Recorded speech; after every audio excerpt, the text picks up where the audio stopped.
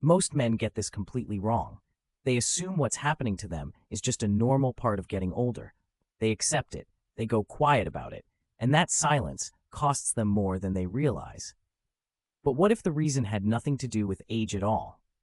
If you're a man over 40 and you've noticed things aren't quite the same as they used to be, this video is going to give you a completely different way of looking at what's actually going on inside your body.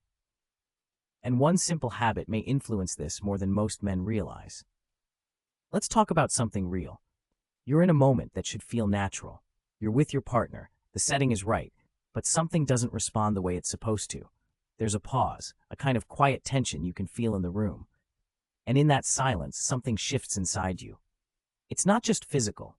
That's what most men don't talk about. It's the thought that flashes through your mind in that moment. The one that says, maybe this is just who I am now. Maybe this is just what getting older looks like for me. And that thought is heavier than the moment itself. You walk away from it. You tell yourself it was stress. You tell yourself it was a bad night's sleep. You tell yourself it doesn't matter. But it does matter. Because it keeps happening. And each time it does, a little bit of your confidence goes with it. The hesitation you feel before intimacy. The low-grade anxiety that follows you into your week. The way you start avoiding situations that used to feel effortless. These are real things, and you're not imagining them. But here's what most men never realize. The root cause of what you're experiencing is almost certainly not what you think it is. It's not your age. It's not your mindset. It's not a permanent condition. What most men don't know is that what's happening in those moments is largely a circulatory event. And understanding that changes everything. Let me explain what's actually going on. When a man experiences an erection, it's fundamentally a blood flow event. The body responds to signals, and blood moves into a specific area at a specific volume and pressure. That process depends entirely on healthy blood vessels. It depends on the walls of those vessels being flexible. It depends on the body's ability to produce certain compounds that allow that blood to flow properly. One of the most important of those compounds is something called nitric oxide. Now, nitric oxide sounds like a complicated chemistry term, but think of it this way. Your blood vessels are like pipes, and nitric oxide is the signal that tells those pipes to open up and allow blood to flow freely. When your body produces enough nitric oxide, circulation works the way it should. When production drops, those vessels stay tighter. Blood flow becomes restricted, and what you experience in intimate moments is directly connected to that restriction. Here's where things start to get interesting. Most men over 40 don't have a testosterone problem, they have a circulation problem, and the two feel identical from the inside. Research has increasingly pointed to vascular health as the primary driver of erectile function in men in their 40s, 50s, and 60s. What many experts are now observing is that the decline men experience isn't about some inevitable biological shutdown. It's about blood vessels that have gradually become less responsive, less flexible, less capable of doing what they're designed to do. And here's the critical part.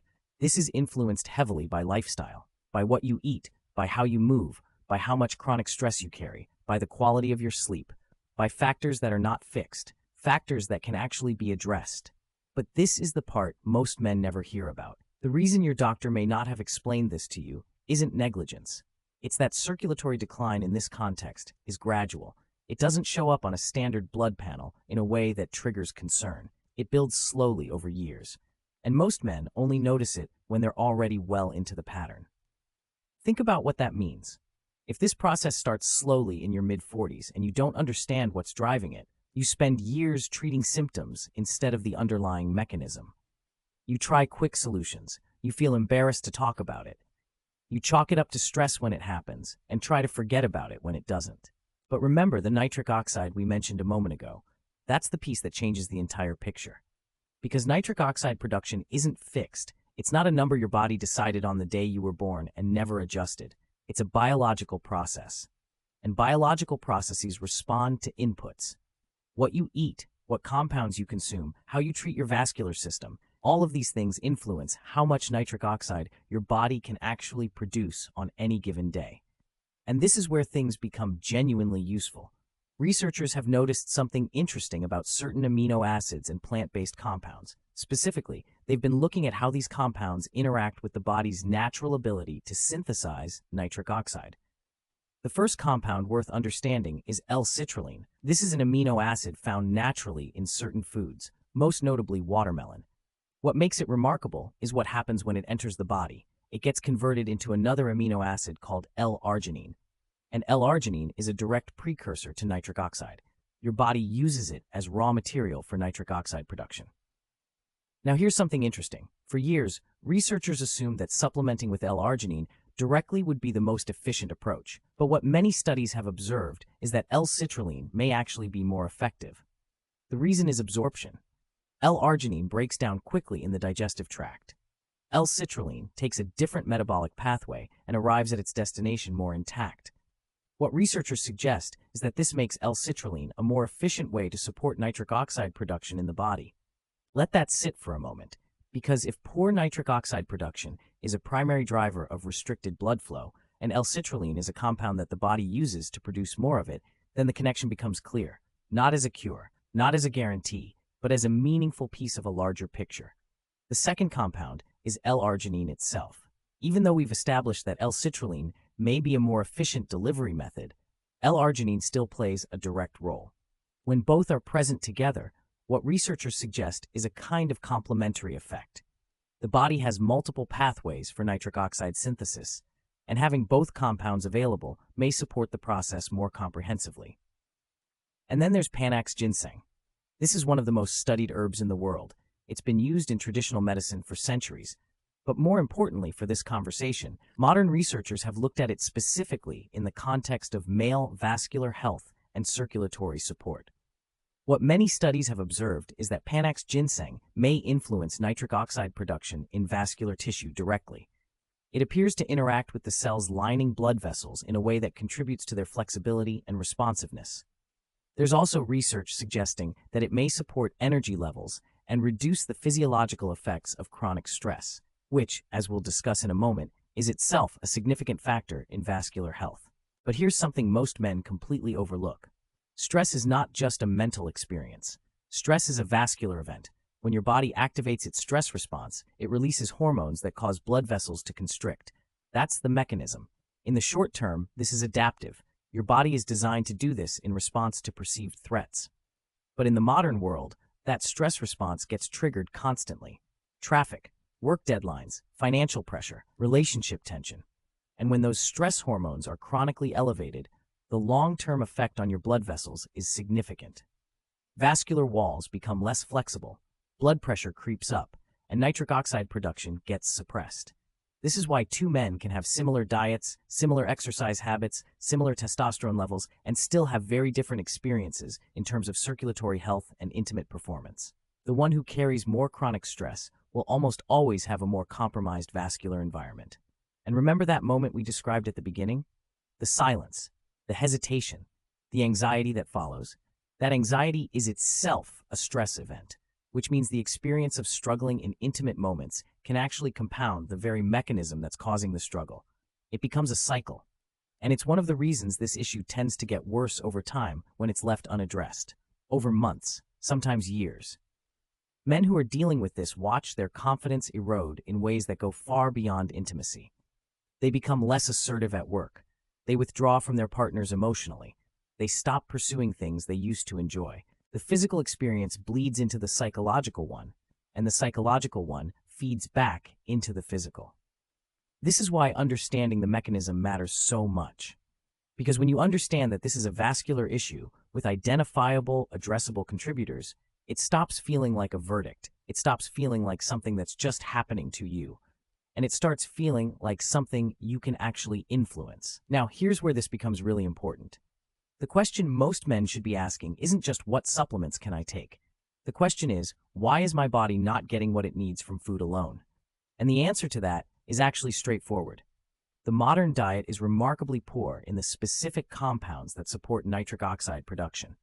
Processed foods, refined carbohydrates, excessive sodium, insufficient vegetables, particularly the ones rich in nitrates, all of this contributes to a nutritional environment where the body simply doesn't have the raw materials it needs.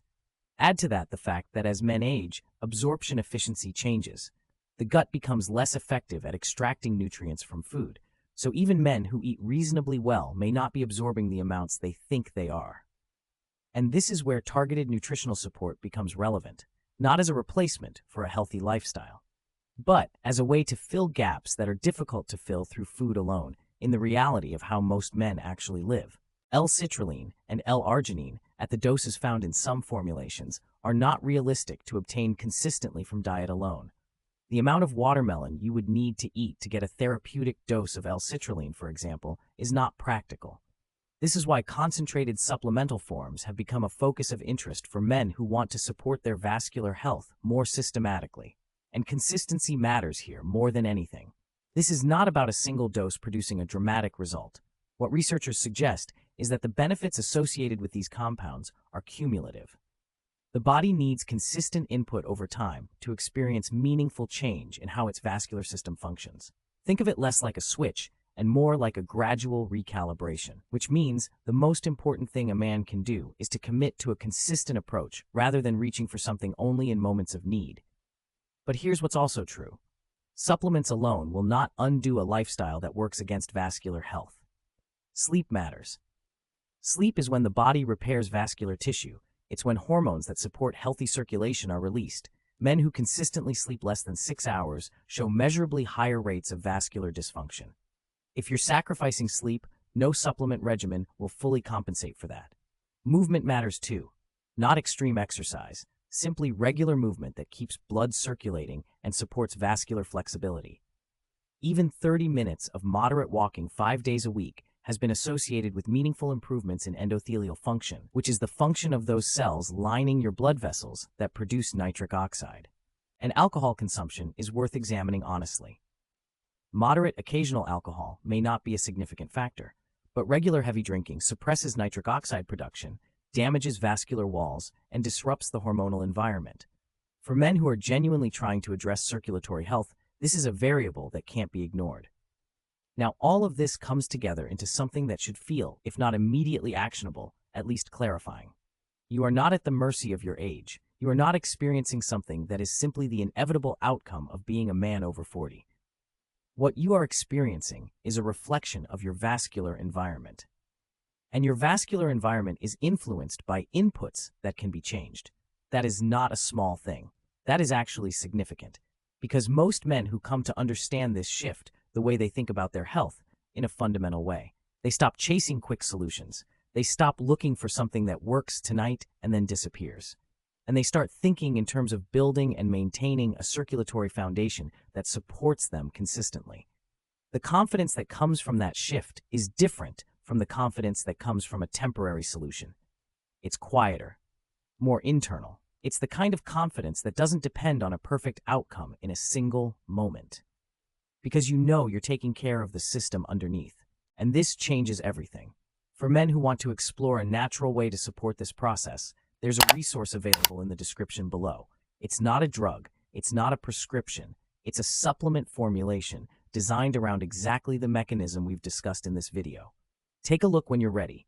No pressure. What matters most right now is that you understand what's actually happening, because knowledge is where change begins. You are not less of a man because of what you've been experiencing. You are a man who didn't have the right information yet, and now you do. Your body is capable of supporting the kind of circulatory health that contributes to strong, intimate performance, sustained energy, and the kind of confidence that comes from feeling physically capable in your own life. It does not happen overnight, but it happens. The men who make these changes don't usually describe the result as dramatic. They describe it as a return to feeling like themselves, a return to waking up with energy and drive, a return to intimacy that feels natural instead of pressured, a return to confidence in their own body. That is what's available to you on the other side of this.